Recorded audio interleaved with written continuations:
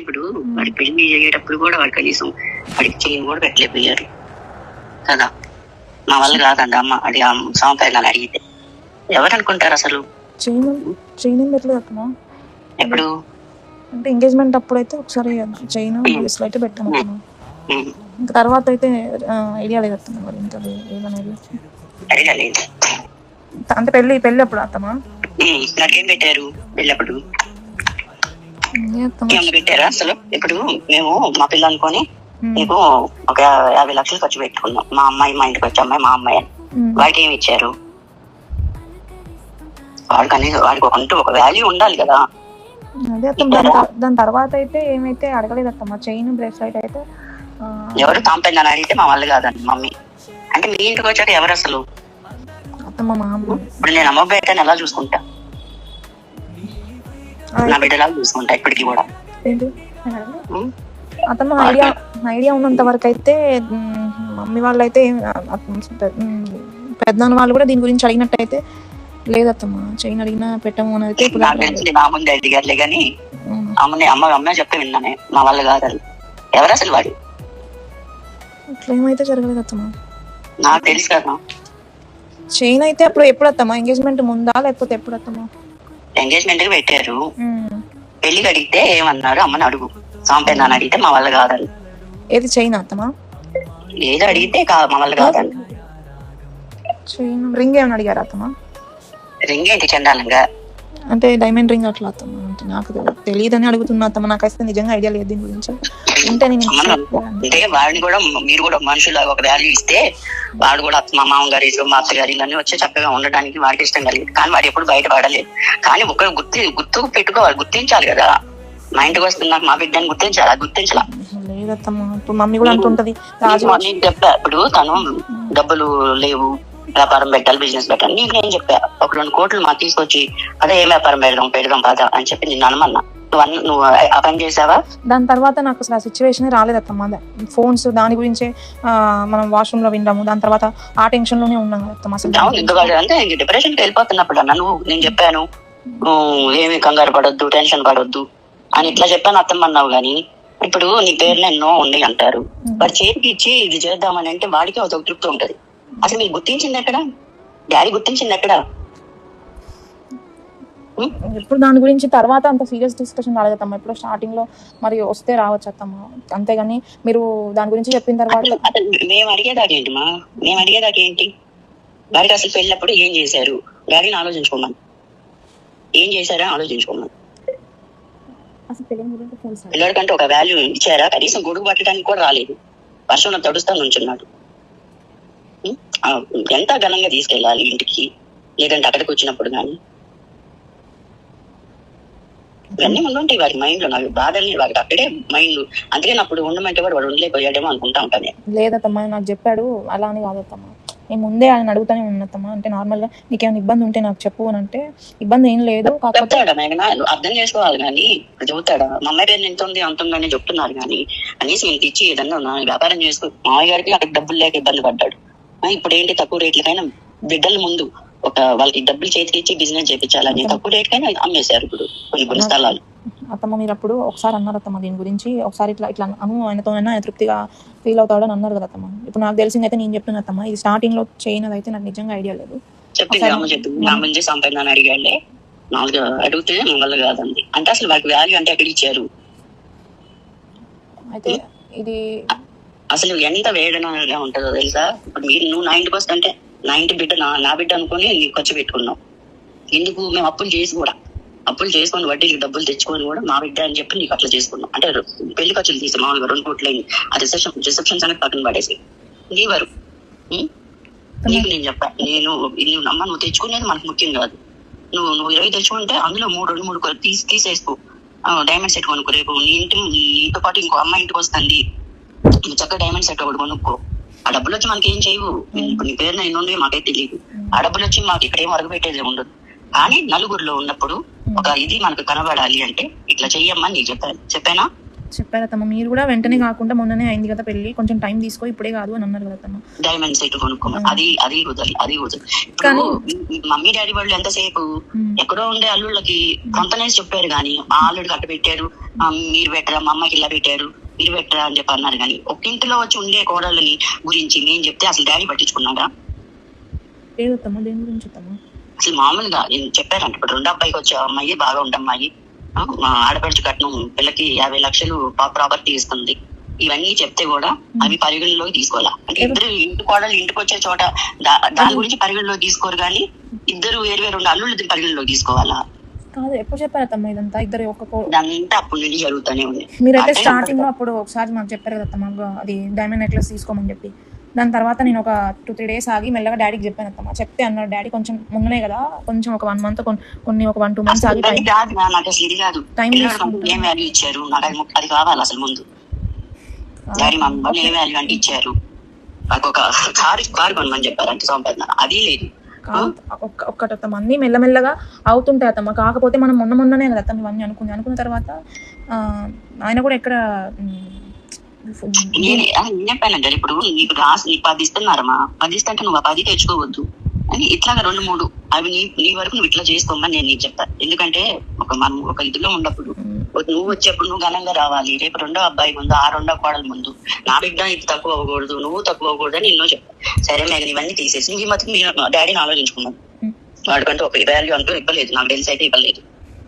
అంటే మరి ఏ ఉద్దేశంగా అట్లా చేశారో అసలు నాకైతే తెలియదు. కానీ ఇప్పుడైతే చదువుతున్నాను. రేపు ఆషాఢానికి ముందు ఇప్పుడు పనులు 2 రోజులు లేట్ అయినా పర్వాలేదు, ఏదైనా ఇన్నోవా అయినా తీసుకొని రేపు బన్నయ్య తీసుకెళ్ళినప్పుడు నీ డాడీ ఇచ్చి అట్లాగా వాడిని కొంచెం అన్నా ఆకట్టుకోవడం నేర్చుకోమని. అంటే ఇవి ఇస్తేనా ఆకట్టుకుంటాడా అంటే దానికి నేను సమాధానం చెప్పలేను, కానీ కొంచెం వాడిని మంచిగా చేసుకోవడం ఇవన్నా చేయమని డాడీ. ఎప్పుడైనా కనీసం మామగారి ఇల్లు అత్తగారి ఇల్లు రావాలి కదా, వాడు కూడా వాడికి ఉండాలి కదా మైండ్ లో కొంచెం అన్నా. నా మామగారు నా అత్తగారు అని కలగాలి కదా, నా సొంత మనుషులు అనేది కలగాలి కదా. మీరు వేరుగా చూస్తే వేరుగానే ఉంటారు. నిజంగా నేను ఇప్పుడు మనం నమ్ముకునే దేవుడి మీద ఎత్తొట్టేసి చెప్తున్నా, నేనైతే ఎక్కడ తక్కువ చూడలేదు అత్తమ్మ. అంటే చూడలేదంటే మా ఉద్దేశంలో అంటే మమ్మీ డాడీ ఎక్కడ పట్టుకున్నారు అలా కాదత్తమ్మ. మమ్మీ అయినా డాడీ అయినా వచ్చినప్పుడు తింటున్నా, రాజు మాట్లాడుతున్నా, ఎక్కడ ఉన్నా కూడా నా కొడుకులాగానే అనిపిస్తుంది అని మమ్మీ ఫీల్ అయింది తప్ప తప్పుగా అయితే ఒకవేళ తెలియకుండా ఏమైనా మిస్టేక్స్ చేసి ఉండొచ్చు అత్తమ్మ, గొడుగు అట్లాంటివి ఏమైనా తెలియక చేశారు కానీ కావాలని అయితే జరిగినాయి కదా. మీరు ఒకవేళ ఆ విషయంలో ఫీల్ అయితే నిజంగా సారీ చెప్తున్నాను అత్తమ్మ, అవి ఇంకొకసారి రిపీట్ కూడా అవ్వవు. కాదు ఇప్పుడు నేను ఏం చెప్తానంటే, ఇప్పుడు ఆషాఢ 2 రోజులు లేట్ అయినా పర్వాలేదు, శ్రావణ మాసం వచ్చాక 2 రోజులు లేట్ అయినా పర్వాలేదు, డాడీ ఒక కారు కొని అక్కడ ఇంటి దగ్గర పెట్టి రేపు బన్నాయిని తీసుకొని వెళ్తారు కదా, అప్పుడన్నా వాడికి అట్లాగానే ఇచ్చి కొంచెం వాడికి వాల్యూ ఇచ్చి వాడిని కొంచెం అన్నా మా పిల్లోడు అన్నట్టు మేము నీకున్నామమ్మ అన్నట్టు కొంచెం ఆ భరోసా అన్నా కల్పించండి. నేను కూడా మీ మనుషులు మేము భరోసా అన్నా కల్పించాను. డాడీ అయితే అంటే కలిగిస్తారు అత్తమ్మ, ఒక కొంచెం లేట్ అటు ఇటు అయినా కానీ డాడీ అయితే అసలు అట్లా ఫీల్ అవ్వలేదు అత్తమ్మ. ఎప్పుడైనా ఇంకా చెప్పాలంటే అక్క వాళ్ళ హస్బెండ్ కంటే కూడా రాజీవ్ని ఇంకా ఎక్కువ ఇష్టంతో తీసుకున్నాడు అత్తమ్మ అన్నీ కూడా. అందుకే ఒకవేళ తక్కువ స్పాన్ ఆఫ్ టైంలోనైనా డాడీకి ఉన్న దాంట్లో అయితే అప్పటికప్పుడు అడ్జస్ట్ అయిన దాంట్లో అయితే ఇప్పుడు కార్ ఎందుకు చెప్తున్నానంటే అది లోన్ మీద కట్టుకోవచ్చు, నెలకి ఇంత కట్టుకోవచ్చు. అయితే ఇది అసలు అట్లీస్ట్ మీరు చెప్పిన మాట ఇంకా మమ్మీ వాళ్ళకి వరకు కూడా రీచ్ చేయలేదు అత్తమ్మ. ఏంటంటే ఇది అప్పుడు బిజినెస్ లో సంపాదన అయితే చాలా సార్లు కారు కొనండి పన్ను, కారు కొనండి అని పన్ను అని డాడీ చాలా సార్లు అయితే చెప్పాడు. ఏ టైంలో అత్తమ్మ? పెళ్లి తర్వాత? పెళ్లి అయ్యాక పెళ్లికి ముందు అయితే చెప్పాడంట. పెళ్లికి ముందు అయితే చెప్పలేదు అనుకుంటున్నా. అయితే పెళ్లి తర్వాత అయితే మీరు అప్పుడు నాతో అన్న ఈయనకి కొంచెం కార్ కావాలి ఇటు వెళ్ళడానికి అని అప్పుడు జరిగింది. డిప్రెషన్ లో ఉన్నప్పుడు నాకు తెలిసింది కూడా అప్పుడు జరిగింది. అసలు అది కాదు నేను అనేది ఏంటంటే వాడికి కూడా కొంచెం మేము నీ మనుషులు అయ్యా, నువ్వు మా బిడ్డ వల్ల ఆకట్టుకోవడం, ఆ భరోసా కల్పించమని డాడీ అట్లన్నా. రేపు దీనికి దానికి కూడా ఆస్తులు అమ్మేయాల్సిన పనే ఉండదు. నెలకి లోన్ ఏంటని కట్టుకుంటారంట, అలా కట్టుకొని ఒక ఇన్నోవా కారు రేపాడు వచ్చినప్పుడు అట్లాగా కొంచెం అన్నా ఆకట్టుకునే విధంగా చేయమని డాడీ. ఊరికే తీసుకెళ్ళి అన్నం పెట్టి నేను పంపించడం కాదు, బట్టలు పెట్టి. ఇదైతే చెప్పు డాడీకి. సరే అయితే నేను చెప్తాను తమ్మ. ఇంకొకటి అదైతే చెప్పినాను. దీని గురించి మీరు ఏమనుకున్నా నాకు బాగా, ఎందుకంటే రేపు నేను జరగబోయే దాని గురించి నేను ఇప్పుడు తీసుకుంటున్నాను అన్నమాట. వాడిని కూడా ఒక వాల్యూ ఇవ్వండి, వాడిని గుర్తించండి. లేదమ్మా అసలు మా బిడ్డ మా అల్లుడు అయినప్పటికీ మా బిడ్డ అని చెప్పి అప్పుడు అదొకటి చేసుకుంటే మేము వేరే అమ్మ బిడ్డకి కారు ఇద్దామని అనుకున్నాం, కానీ వాళ్ళు వద్దన్నారు కారు. మాకు చాలా కార్లు ఉన్నాయి, మాకు వద్దు ఈ కార్లే. అట్లాగా అసలు పెళ్లికి ఏదైనా పెట్టమని అడిగితే మా వాళ్ళు కాదన్నమ్మా. నాకు తెలుసు అన్నమాట. అంటే నేను మా ఇక్కడే ఉండి మాట్లాడే స్పీకర్ పెట్టి డైమండ్ సెట్ అడిగితే మేము చెప్తాం చెప్పాల్సింది. అసలు మాకు మేము వడ్డీకి తీసుకొని డబ్బులు అంతా కార్యక్రమం జరిగించాం. ఇప్పుడు బన్నయ్య కోసం తక్కువ రేట్ అయినా సరే ఇచ్చి పడేసి ముందు డబ్బులు తెచ్చి వాటికి అప్పు చెప్తాం అన్నమాట. ఎందుకంటే బిడ్డ బాగుండాలి ముందు, మనకి అది ముఖ్యం. మనకి మామూలుగా చూసుకుంటే అయినా ఎక్కువ సార్లు ఇక్కడ రావడానికి కూడా ఛాన్స్ దొరకదు కదా. మనం పెళ్ళైన తర్వాత వైజాగ్ వెళ్ళడం, వచ్చిన తర్వాత మనం కూడా ఈ ఫోన్స్ గురించి దాని గురించి ఎక్కువ టెన్షన్ పడాలి. ఇప్పుడు మీకు కార్ కొనుక్కోవాలంటే కొనుక్కోగలమా, కానీ మీ వైపు నుంచి కూడా వాడికి ఒక అంటే ఇది రావాలి కదా, పాజిటివ్ మైండ్ రావాలి కదా, అంటే అట్లా ఉండాలి కదా. నేను కోరుకుంటున్నది ఇప్పుడు మీరు ఇస్తేనే కారు మాకు ఉంటుందని కాదు, లేదంటే మామయ్య కొనిపెడతాడు. మామయ్య కొనిపెడితే వాల్యూ ఏమొస్తుంది డాడీకి, అది నేను అందుకోసం. ఇలాంటి ఇప్పుడు కొనిపెట్టగలడు మామయ్య, డబ్బులు ఉన్నాయి ఇంట్లో, పొలాలు అమ్మే డబ్బులు అన్ని కొనిపెట్టగలడు, కానీ మీకు అయితే రాదు కదమ్మా. నేను ఆలోచించుకొని నిర్ణయం తీసుకున్నా. నేనే నీకు చెప్తాను, నువ్వు అది ఎట్లా ఆచరణలో పెట్టుకుంటావు ఇక నీ ఇష్టం. అని నేను పెట్టుకోకపోయినా నేను చేసేదంటే ఏమి లేదు. మీరు చెప్పినా ఇప్పుడు మేము చెప్పినా పెళ్ళైన తర్వాత మేము ఇద్దరం మంచిగా ఉండాలనే చెప్తారమ్మా మీరు. నేనైతే నీ ఫస్ట్ నుంచి చూద్దామా, చిన్నపిల్లలు అట్లా కాంపౌండ్ చేసుకోరు అని నాకు తెలిసిన వరకు నేను అన్ని నీకు చెప్తూనే వచ్చాను. కానీ మీ ఇద్దరికి ఫస్ట్ నైట్ ఇట్లా జరిగిందమ్మా ఒక్క మాట నాకు చెప్పారా, చెప్పలేదు. ఇప్పుడు అంతా ఇదైపోయా. నేను ఆయనతో కూడా చెప్పుకుంటూనే వచ్చాను. అత్తమ్మ మీరు అడిగిన రోజే నాకు చెప్పాను, అత్తమ్మ ఇట్లా అడిగింది, మరి అంటే మనం ఏమని చెప్పాలి అంటే అలా ఎందుకు చెప్తావు ఇట్లానే చెప్పు, మరి ఎందుకు బాధ పెట్టడం మమ్మీ వాళ్ళని అని అన్నాడు. ఆయన అన్న తర్వాత ఆయన కాదని చెప్తే మళ్ళీ ఆయన ఏమో అనుకుంటాడు, ఆయనకి ఏమో బ్యాడ్ ఫీలింగ్ అట్లా ఏమో వస్తుందేమో అని చెప్పి నేను కూడా చెప్పలేదు. అప్పటికి నేను ఆయన ఫోర్స్ చేస్తూనే వచ్చాను, మరి ఎన్ని రోజులు ఉంటాము ఇట్లా అని చెప్తే దాని గురించి తర్వాత చూద్దాం, తర్వాత మాట్లాడదాం అనుకుంటూ ఇంకా దాని తర్వాత నీకు చెప్తూనే ఉన్నాడు. అతను మెల్ల కిందికి వచ్చి అట్లా ఫోన్స్ మాట్లాడుతుంటాము, అట్లా చేస్తున్నాడు, బాత్రూమ్కి వెళ్తున్నాడు, లేట్గా స్నానం చేస్తున్నాడు, వచ్చే వరకు పడుకుంటున్నాడు. అయిపోయింది అసలు. ఇప్పుడు నేను జరగాల్సిన దాని గురించి చెప్తున్నాను మీకు. అదే అది అయిపోయింది, అదొక ఇది అయిపోయింది, అసలు అది వదిలేద్దాం. మీరు చెప్పింది అర్థమైంది. అంటే కాకపోతే మనం ఏంటంటే ఆయన మా ఇక్కడికి రావడానికి కూడా ఎక్కడ కూడా ఛాన్స్ అంతగా పెద్దగా దొరకలేదు కదా. అంటే పెళ్ళైన కొత్తలో 16 రోజుల పండుగ లేదా దావత్ అట్లా ఇచ్చినప్పుడు వచ్చి, కానీ సపరేట్గా ఆయన మమ్మీ వాళ్ళ ఇంటికి వెళ్ళేసి అంటే టైం అనేది ఎక్కువ లేదు కదా తమ్మ. మనకు ఉన్నది 1.5 month అయింది అత్తమ్మ. అది కార్ గురించి కాదమ్మా అన్నది, అన్ని ఆకట్టుకోవడానికైనా ఇక్కడికి ఆయన సపరేట్గా ఎప్పుడు వచ్చింది లేదు కదా తమ్మ. సరే అదే కానీ ఇప్పుడు మాత్రం జరగాల్సింది నేను చెప్పాను. కొంచెం అది ఇది పెట్టుకోండి మా మనసులో, ఇప్పుడు అట్లా చేశాడు ఇంకెట్లా చేస్తాడు ఇట్లా మైండ్ సెట్ పెట్టుకుంటే నేనే ఇంకా ఆయనతో వచ్చిన తర్వాత కూడా ఎట్లా ఉండాలనేది కూడా నేను డిసైడ్ అయ్యే వచ్చినట్టు. ఆయనతో పాత టాపిక్స్ అయితే తీయకూడదు, వీలైతే సరే ఆయన కోపడ్డా కూడా కొంచెం నేనే అడ్జస్ట్ అయ్యాను, మాట్లాడుకున్నా ఫస్ట్ ఇదైతే క్లియర్ చేసుకోవాలనే ఆలోచన ఫస్ట్ నేను దాంట్లోనే ఉన్నట్టు. అలాగే ఉంటూ ఇది కూడా వాటికి ఒక వాల్యూ ఇచ్చి ఇది ఒకటి చేయమని డాడీ, తర్వాత డబ్బులు ఇచ్చి వ్యాపారం ఏదైనా పెట్టించుకోవాలా ఇక వద్దా అనేది అది నీకు ఒకసారి చెప్పాను.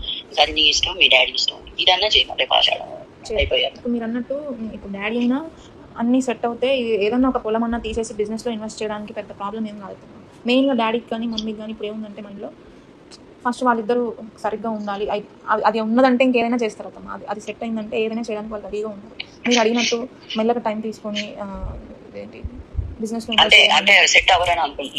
లేదమ్మా, లేదమ్మా అలా లేదు. కాకపోతే వాళ్ళకి ఆ టెన్షన్ క్లియర్ అయితే ఫస్ట్ అదే కదా చాలా పెద్ద టెన్షన్, ఇది ఒక క్లియర్ అయితే వాళ్ళ మైండ్ కూడా ఫ్రీ అయిపోతుంది. సరే అవన్నీ తర్వాత చేసుకుంటారులే, కానీ ఇది నేను చెప్పింది ఇప్పుడు ఇదన్నా ఆచరణలో పెట్టమని చెప్తాను. లేదంటే అది కూడా సెట్ అయ్యాక మేము ఇద్దరం సెట్ అయ్యాక చెప్తారంటే నేనేం చెప్పలేను చేయలేను.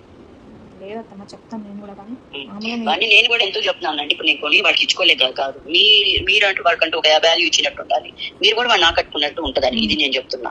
ఇది